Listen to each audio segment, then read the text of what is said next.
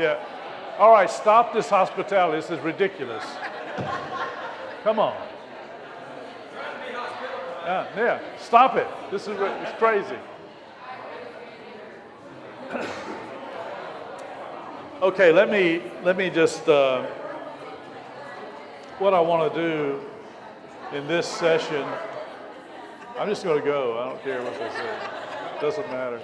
They can stay out there and talk. Give us the secrets, by the way. Yeah, all the secrets. I want to talk about the method, some of the things as you think about how do we do this, what do we need to do to kind of get into this. And again, there's nothing profound. I wish I did have some secrets, but there aren't really any. These are pretty obvious, and you all basically know them. But it is important that we learn how to do things and really get into a habit where, even though there's no way to do this without having trouble, without putting yourself out. There's no way. Yet you can do this more gladly because you understand you got a plan. You know what the purpose is, and you're getting more and more used to it, so it's not weird and feels funny, and it becomes more and more of a blessing to you.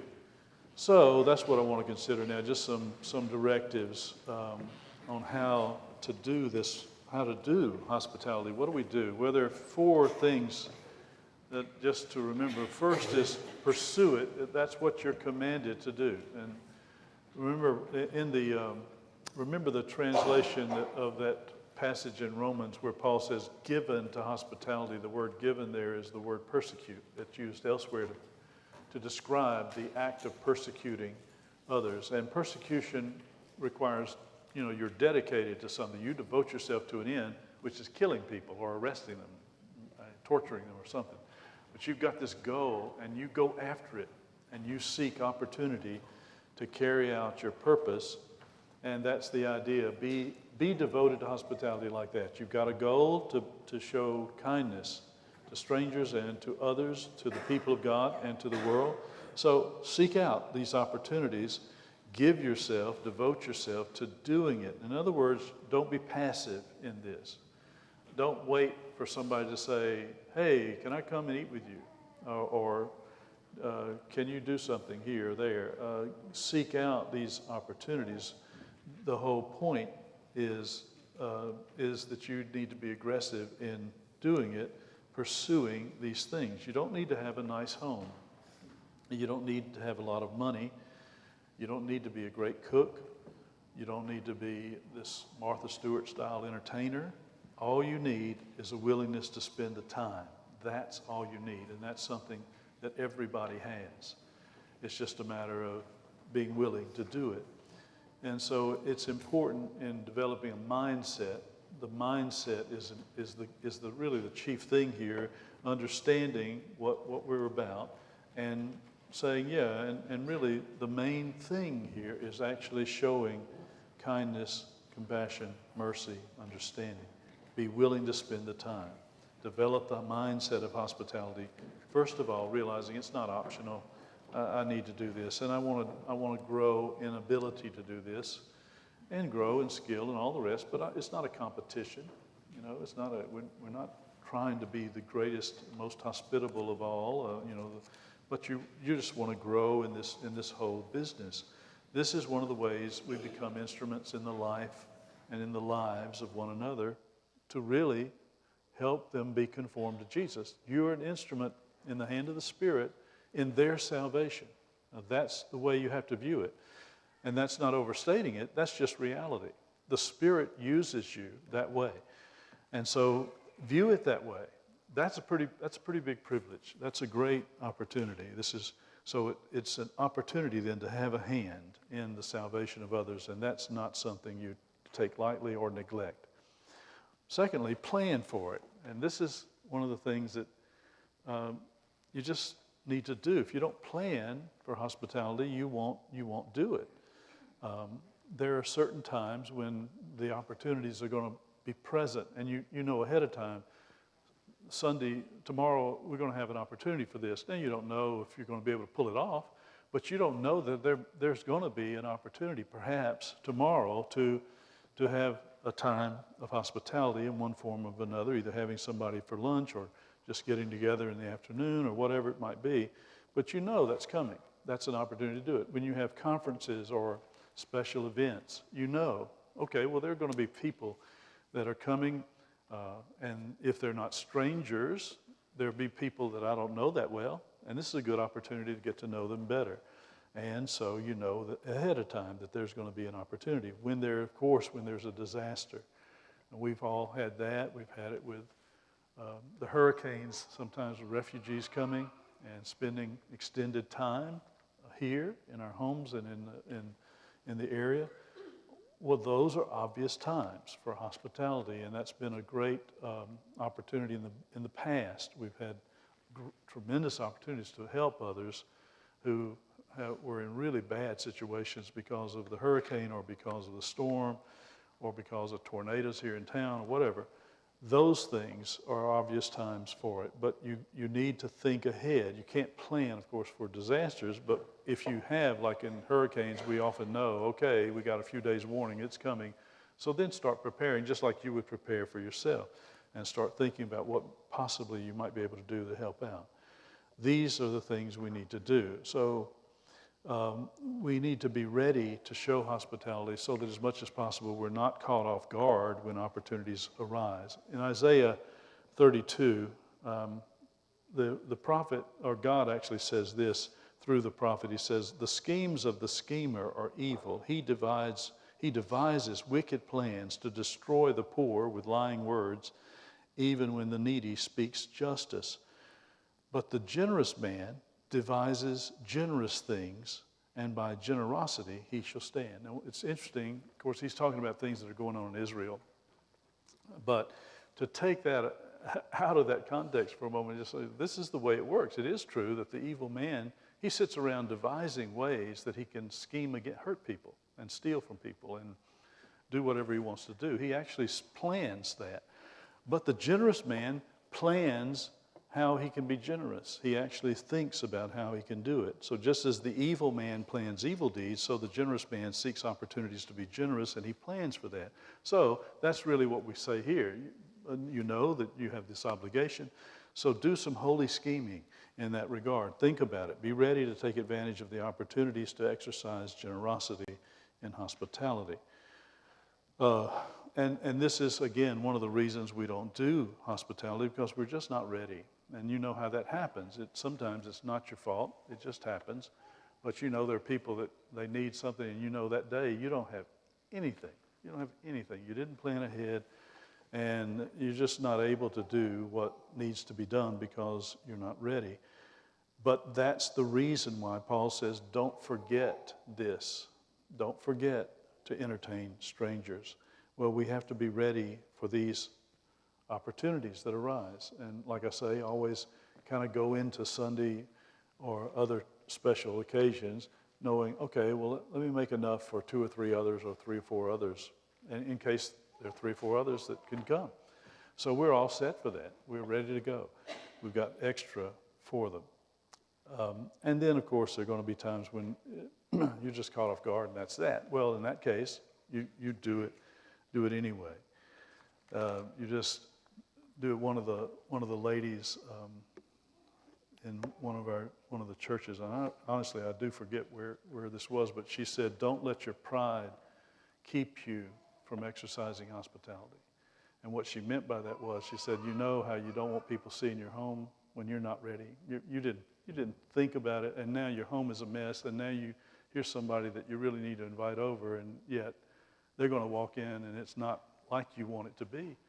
And she said, don't let your pride interfere.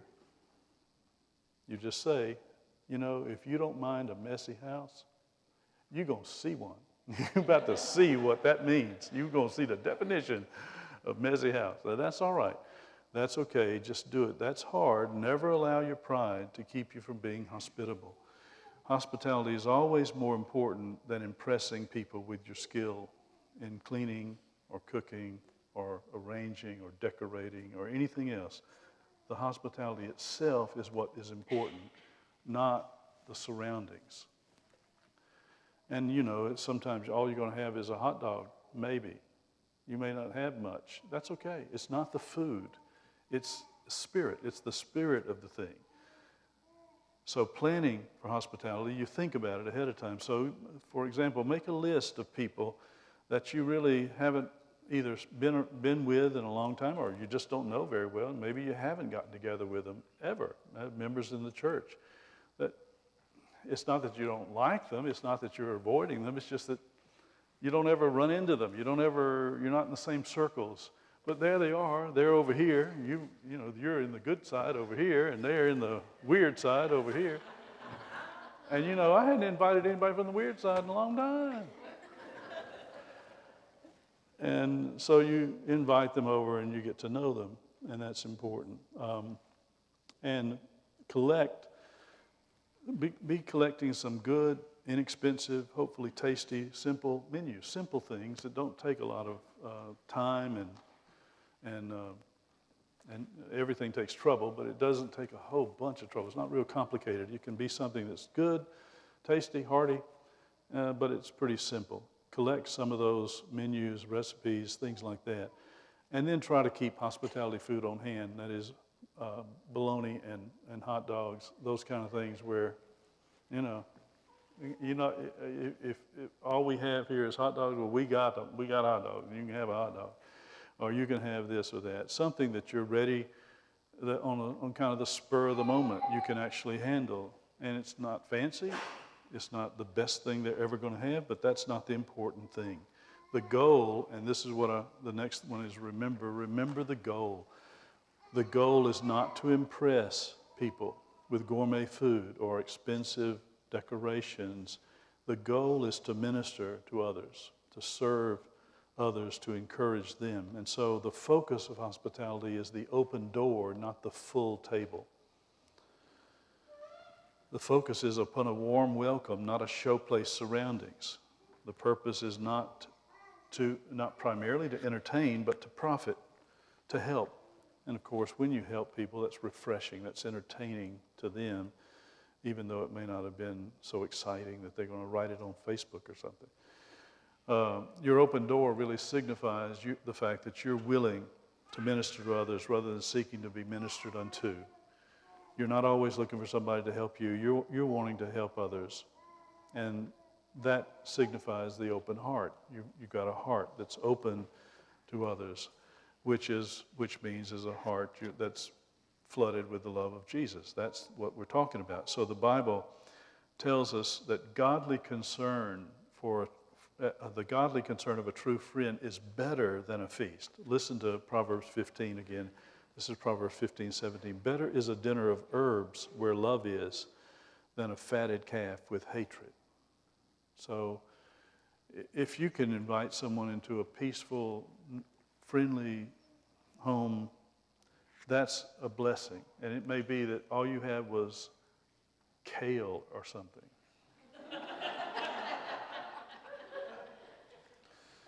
So we'll eat steak later on. I would rather have kale with love than a feast with hatred. Now that's the spirit. The hungry soul is fed more by a little in the context of biblical love than by a great feast. Proverbs 17, verse 1. Better is a dry morsel with quietness than a house full of feasting with strife. There can be this grand feast, but everybody hates each other and they're at each other's throat. Well, that's not enjoyable. I mean, the food doesn't even taste right in that kind of circumstance. So it's better, just give me a piece of toast in a place where people love one another. That's better. A house full of feasting can't compare with a piece of toast where there's biblical contentment and love. That's better. So kindness satisfies in ways that the grandest of meals and the most lavish of arrangements cannot satisfy. And this is really important to remember because a lot of people, not just you, a lot of people feel like my house is not really, I don't feel like people enjoy being at my house and all of that kind of stuff, and it's not very nice, and I don't have nice things, and I can't put out, or I'm not a great cook, or I'm this or that. Well, that's really, again, it's not a matter of how much food or money you have. The issue is showing the love of Jesus to others. So even if the truth is and this is a reality for some people, the house is not appropriate. You couldn't fit everybody. So it's very small, or it's just for one reason or another, it's not ready to welcome people over.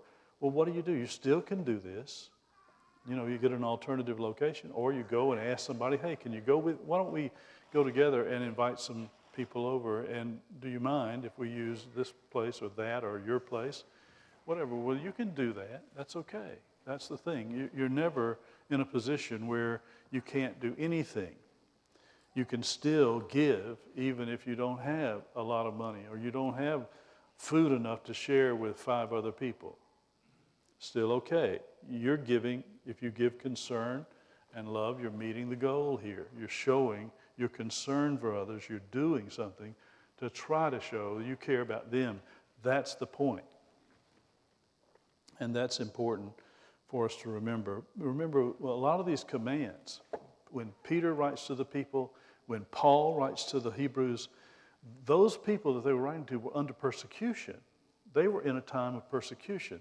That was not the most convenient time to exercise hospitality. And yet both Paul and Peter emphasize that this is the time when it's most needed. They may not have had a great place to gather. They may not have had much food at all. But he says, you must not forget hospitality even now, even during a time of persecution. So that shows you what the goal is. Now, all right, so that's important. That's the thing kind of I want to keep emphasizing so that we don't shut out people who feel like, well, I don't have a big house, I don't have this, I don't have that, so I can't really do this. Well, sure you can. You just be creative and think of it in another way. But having said that, there's also an emphasis in Scripture that needs to be pointed out, that there's a great significance to food, feasting, and table fellowship. That shouldn't be ignored, even though that's not the only way you can exercise hospitality, of course. But what I'm saying now is biblically, that's very significant. It is important to have feast and to have times of great celebration. It's a significant thing to eat the food of somebody else. You see, there's not only when you sit at the same table and eat the same food, that is what we call communing together, fellowshipping together. That's what the Lord's Supper is. You eat the same food and you become the same loaf. So you see, when we're talking about discerning the Lord's body, we're not talking about, do you understand what the bread symbolizes? Do you understand what the wine symbolizes? That's not what we're talking about. Discerning the Lord's body, Jesus says you're made into the same loaf as you eat. The point here is as we eat, is the eating together. That's the body of the Lord. Now you're actually understanding the significance of the body because you become united. Why? Because you ate the same food. The same food now has become part of your body, just like it's part of mine, and we become really one in a very physical way. Just like sitting down and eating this roast. Well, if I eat the roast and you eat the roast, that roast is both part of us, the same roast. So when we're feasting upon Jesus, we are united to one another because we're united to him. And that's the point here of eating together. There's a very important significance. That's why covenants were formed around meals. You had to eat the same food because that joins you together. That confirmed the covenant. Adam and Eve were forbidden to eat the wrong food. But that wasn't the only food there. There were hundreds, maybe thousands of varieties of food that they had available to them. And as long as they ate the food God told them to eat, they were in communion with him. When they ate the forbidden food, they were cut off from communion and they died. And so you see that principle put out throughout the scriptures. If you eat Satan's food, then you're going to die. So sharing food is a sign that the covenant exists between you and the Lord himself. So the Lord shares a meal with Abraham because he is his friend, he says in Genesis 18. The Passover meal was God's covenant with Israel. At Sinai, after God established the covenant with Israel, giving them his word, his law, Moses and the elders ate in God's presence on the mountain. They ate and drank in his presence. And so the Feast of Tabernacles, the people were to eat in the presence of God and rejoice. And that's one of the specific things I want you to bring, either bring your stuff from wherever you live and bring it to Jerusalem, or if it's too far for you, sell the stuff you were going to bring and bring the money to Jerusalem and there buy whatever you want. The only thing is you got to eat it in my presence in a way so that I can participate in it with you. That's the whole deal. Eating together is the thing. So in the wilderness, God's people ate manna and drank water from the rock. Both of them, God says, are signs of his presence and blessing. Paul says that rock was Christ. They were feeding on Christ. And that's the significance, of course, of the Lord's Supper. That is why it must never be neglected. It must be a part of the church and the worship of the church on a regular basis. The fact that God is willing to have us eat with him signifies his love and mercy towards us and his union with us. And so all of this reminds us of the central importance and significance of food. Food is central to life. Obviously, it keeps you alive. God uses it to keep you alive. But you see, it's central to the fact that you can take dominion. If you're constantly searching for food all day long, you don't have time to paint or to compose or to write a poem or to do any of the things that develop culture, that actually make life full and glorious and beautiful. You don't have people building up private businesses because they're too busy finding food. So if there's no food, then society stays on a very primitive level. But when God gives food, and there's an abundance of it, it frees up time for you to do other dominion exercises. Then you can learn about medicine, you can develop technology, and you have time to investigate the world, so you can be a scientist. All those things are a result of having sufficient food. So abundance of food makes dominion over the earth possible. And so food is always one of the chief blessings that God promises to his people. It's essential to the glorification of the world. And so one of the threats that God brings is that if you worship other gods, if you depart from me, if you rebel against me, I will send famine on your land. And everybody knows, okay, well, that's not only physical death, that means the death of the culture. Nothing is going to be able to survive. When men repent and turn to Jesus, they are restored to communion with God. They're again granted the blessings of God. Food production becomes a blessing again, and thus they're free to give their time and energies to other things. So one of the first blessings in the list of blessings and curses in Deuteronomy 28 is that there's going to be an abundance of food. There'll be no drought, no famine, he says, for a faithful culture. It's not an accident that certain cultures have dealt with famine pretty much constantly. That's not an accident of geography. In fact, most of the places that have famine were some of the most rich places when it comes to farmland, everything else. Remember, what we call the Sahara used to be green, a jungle. Why is it a desert now? That wasn't the way Egypt was. Egypt was a beautiful place full of greenery when the Israelites went there. Why is it a desert now? Because that's what happens when you go into idolatry. That's the way God works. I mean, it's not an accident. These things happen to people who turn away from him, and culturally, generationally, it happens as well. That doesn't mean there are no Christians in Egypt, of course. Obviously there are. But Egypt as a people, as a body, turned away from the living God. And that started with the rejection of Joseph, by the way. Egypt fell from being the most powerful nation into one of the poorest of all nations because they rejected Joseph and the faith that Joseph brought. So the garden was an abundance of food, abundance of variety. When God promises the promised land, he describes it as a land of food flowing with milk and honey. It's food land. That's what it is. It's going to be a place where all the world can come and eat bread. And that's what Bethlehem means, the house of bread. And so for redeemed man, you see, feasting is a symbol of blessing and victory. The righteous feast in celebration of their blessings, And God describes the righteous man's life as being one of a continual feasting. In Proverbs 15:15, all the days of the afflicted are evil, but he that is of a merry heart has a continual feast. That man is living in a continual time of feasting. Feasting then is a sign of God's great blessing. And when you feast, it shows your great confidence in Him. It shows that you believe God's promises. Even though you walk through the valley of the shadow of death, you know that He's going to be with you, that He's going to provide for you and lead you and protect you. His rod and His staff, that brings you comfort. And you know that He's going to prepare a table for you, even in the presence of your enemies. That's, again, the point.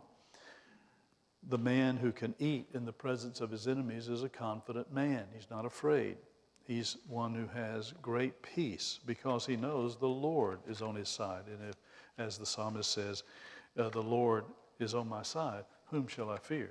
Why should I ever be afraid of anything if the Lord is on my side? If He's preparing a table for me, then I don't have anything to worry about. And so for this reason, the child of God can rejoice in God's goodness because, and that means that He is the only one, we are the only people who truly can eat and drink and be merry. Food is not just a means of sustenance for us. It's a way of celebration.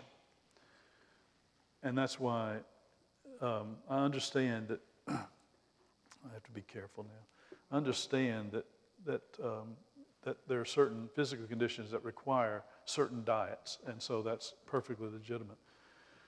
But this attitude that now is growing more and more, that you can't eat this and you can't eat that, that's bad for you. This is bad for you. That's, oh, look at the calories in that. Look at this, look at that.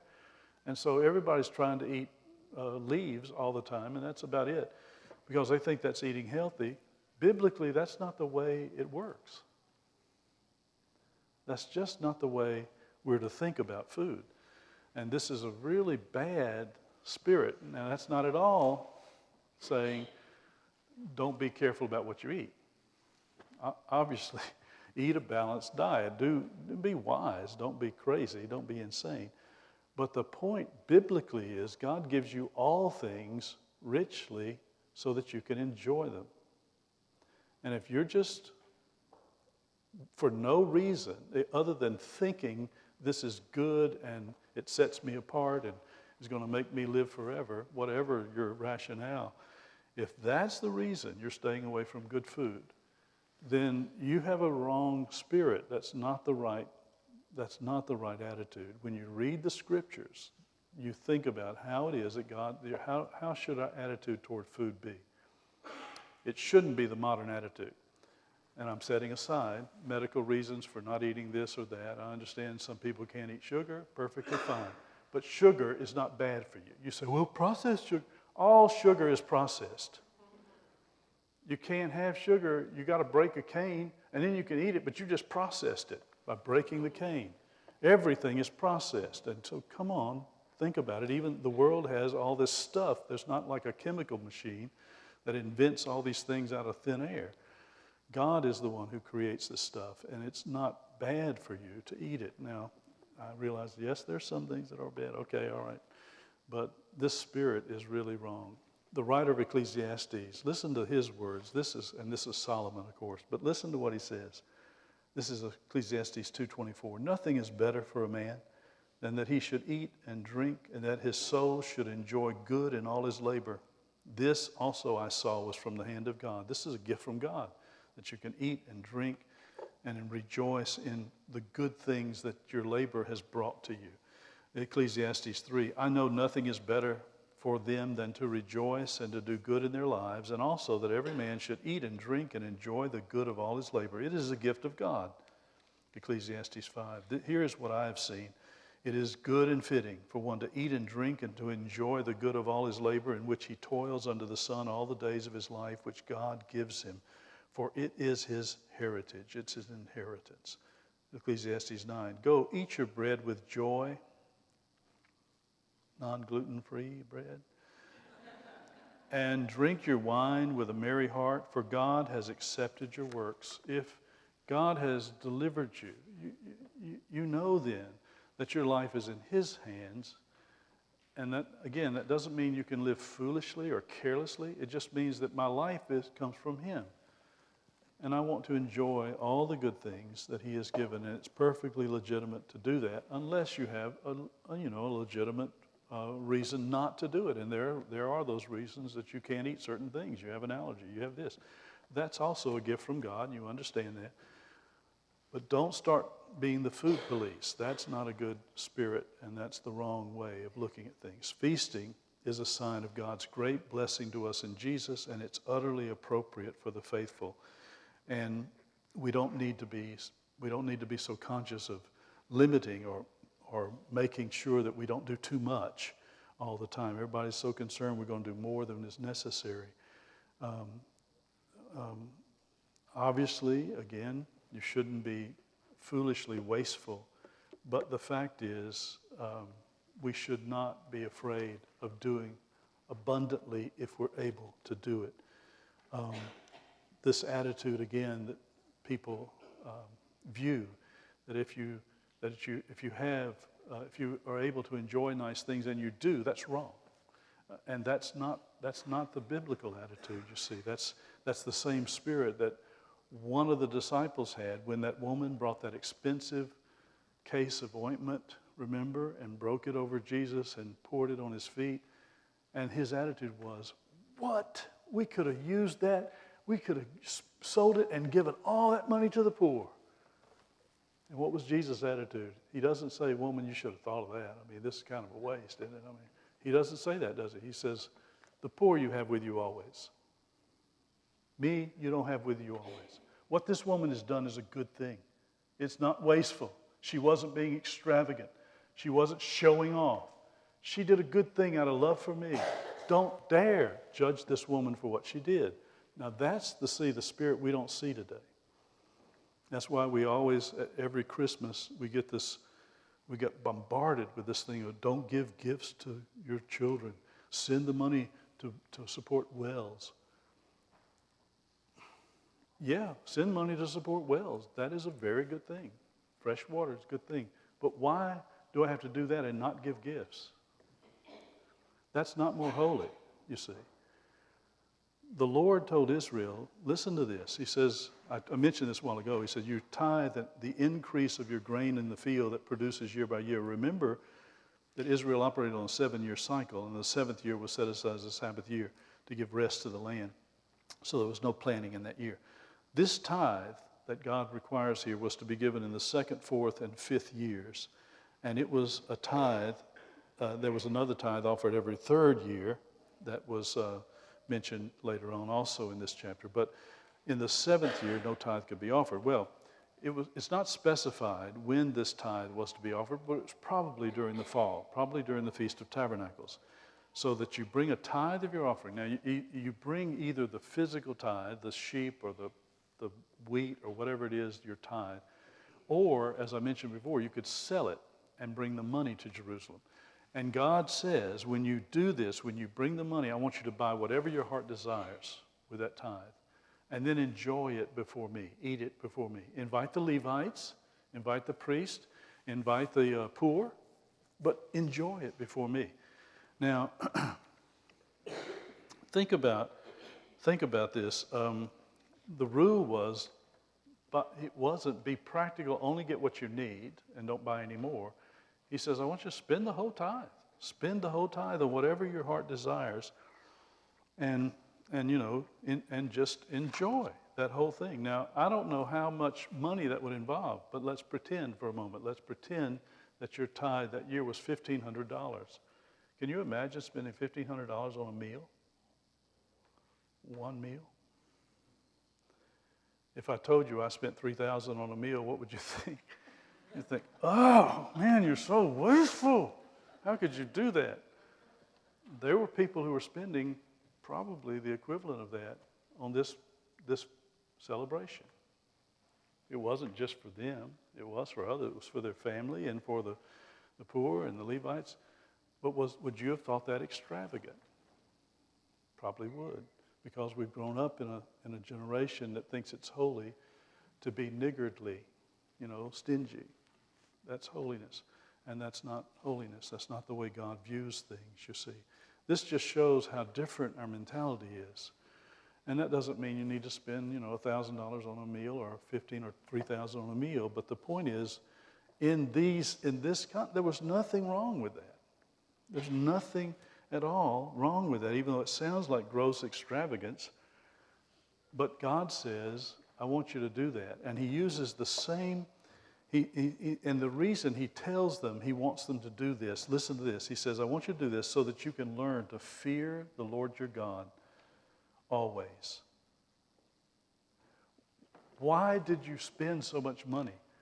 Well, you say, well, I had to because I got to learn to fear God. It's the same reason he uses to tell them to hear his word so that you can fear the Lord your God always. Same phrase is used there. So he puts celebration and feasting on the same level of hearing his word. And the idea is, of course, if you think celebrating is too extravagant, you don't understand my word. You don't really understand what it means to be my people and to fear me, that is, love me and follow me. This is the kingdom. This kind of celebration reflects the kingdom. So feasting is one of the great marks of the fullness of God's blessing. It's one of the marks of the kingdom of God. And so obviously it's not necessary to spend a lot of money in order to do hospitality. That's not my point. The point is, remember the significance of celebration and feasting. It's one of the things that we need to do. It's one of the things that we've kind of lost in our day. And then the last thing about this, about how to do it, is just simply persevere. Keep on. It's not easy, and if you might have grown up in a home where this just wasn't done. It wasn't done much at all, and so you really don't know how to do it. You didn't learn about it growing up, and it may be very, very difficult, and that's understandable. That's where you go in with maybe someone so that you're not carrying this all by yourself. You learn about it, and you keep doing it until you see, oh yeah, I can do this and be more skilled in it. It's kind of like riding a bike. The first time you started riding a bike, it wasn't enjoyable. It was terrifying. You wanted to do it, but man, it was so scary because you knew you're just going to fall and break your head and everything was going to die. You're going to die. And so it wasn't fun. You were concentrating so much on the process that you really couldn't enjoy the riding. But once you kept at it, you keep at it, you keep persevering. After a while, you're riding down the street with your hands in the air, and sliding around. You're doing all kind of stuff because it's fun then. You know how to do it. And hospitality is enjoyable. The more you do it, the more you're able to feel comfortable in it. So we need to keep on doing it. Just keep on doing it. And as you do it, then you learn as you go. But you need to do it because it makes hospitality habitual. It's a habit. It's something that you just now understand. This is just part of our lives. Much of hospitality rests on developing the hospitality or the hospitable mindset, growing in likeness to God. He daily loads us with benefits. He is good to all. He gives sunshine and rain and health and life and peace and does it without keeping an account. He just supplies our needs and then gives us far above what we can ask or think, and he never worries about spending too much on us. And that's the spirit that we have to have. And that, you see, is why he is the ever-blessed one. And that phrase means the most merry of all. He is the one who is most filled with merriment because he gives. Someone said the answer to our culture's selfishness is not more selfishness, either in miserliness or self-righteous judgment of those around us. Rather, it is in giving even more of our life, our love, and our stuff. The most effective way to oppose the consumerism and materialism that is present in our day is by doing what God says to do, doing what he does, celebrating generously, zealously, lavishly.